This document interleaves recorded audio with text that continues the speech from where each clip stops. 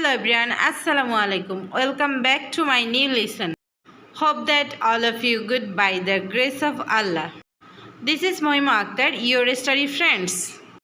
We'll learn together, inshallah we will enjoy. আমরা একসাথে ইংরেজি শিখছি এবং অনেক ইমপ্রুভ করছি আলহামদুলিল্লাহ.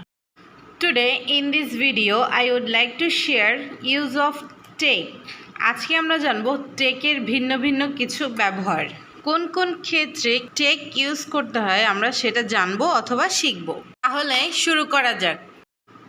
আ ফটো, ছবি তোলার ক্ষেত্রে সবসময় টেক ইউজ হয়। যেমন আই টুক মাই ফটো, আমি আমার ছবি তুলেছি।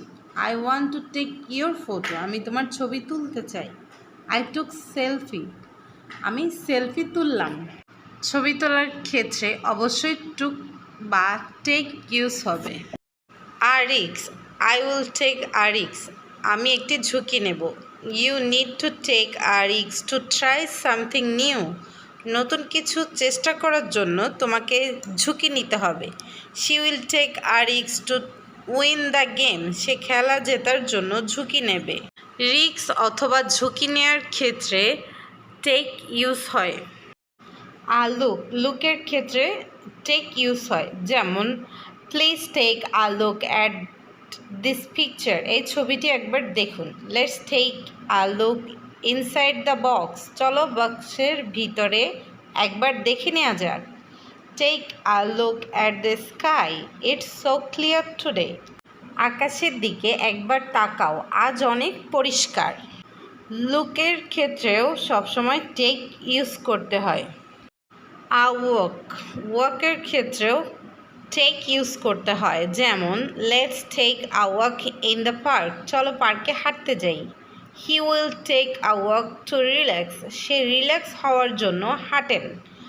I like to take a walk after dinner, আমি রাতের খাবারের পর হাঁটতে পছন্দ করি।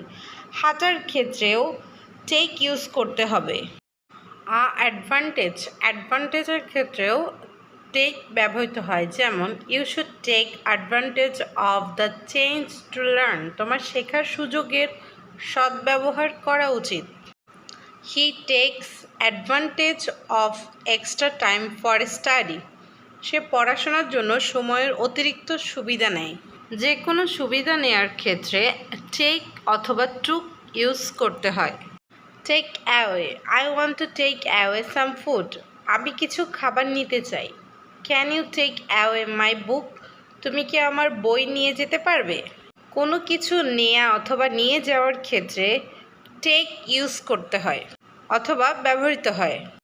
Take out, they decided to take out their old car, তারা তাদের পুরনো গাড়ি বের করার সিদ্ধান্ত নিয়েছে।